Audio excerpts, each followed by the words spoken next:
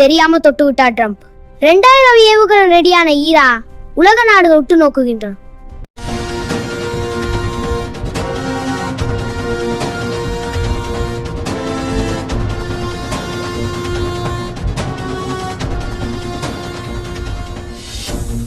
Iran தாக்குதலோட intensity ஒவ்வொரு நாளும் அதிகரிச்சுட்டு வருது. அலையலையாக சென்று தாக்கும் ஏவுகணைகளோட எண்ணிக்கையை தொடர்ந்து ஈரான் அதிகப்படுத்திட்டே வருது. ஈரானோட ஒரு ஏவுகணையை இடைமறித்து அழிக்க 7 முதல் 8 இன்டர்செப்டர் மிசைல்ஸ் தேவை.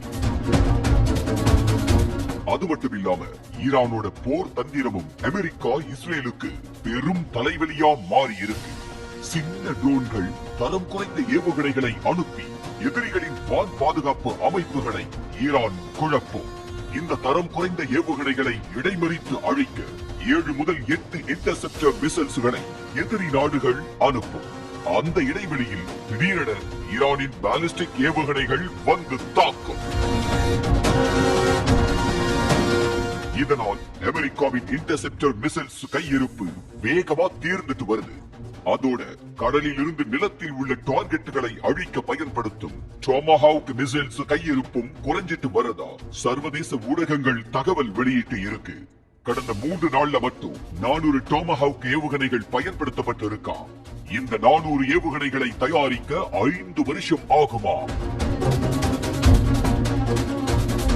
எனவே போர் தீவிரமாவதை உணர்ந்த அமெரிக்கா இந்த போருக்காக $50 பில்லியன் சிறப்பு நிதி ஒதுக்கி ஆயுத உற்பத்தியை அதிகரிக்க திட்டமிட்டு இருக்கா.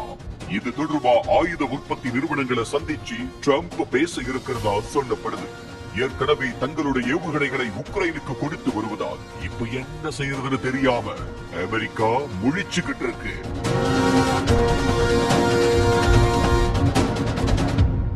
ஒவ்வொரு நாளும் 100க்கும் மேற்பட்ட ஏவுகணைகளை ஈரான் ஏவி வர்ற நிலையில வெறும் 3 நாள்லயே அமெரிக்காவுடைய ஏவுகணைகள் கையிருப்பு குறைஞ்சு வர்றது முக்கியத்துவம் வாய்ந்ததா பார்க்கப்படுது. அதுவும் இப்போ ஈரான் கிட்ட 2000 ஏவுகணைகள் ஸ்டாக்கில் இருக்கிறதா சொல்லப்படுது. இதனால ஈரான் மரண அடி கொடுக்கும் என எதிர்பார்க்கப்படுகிறது.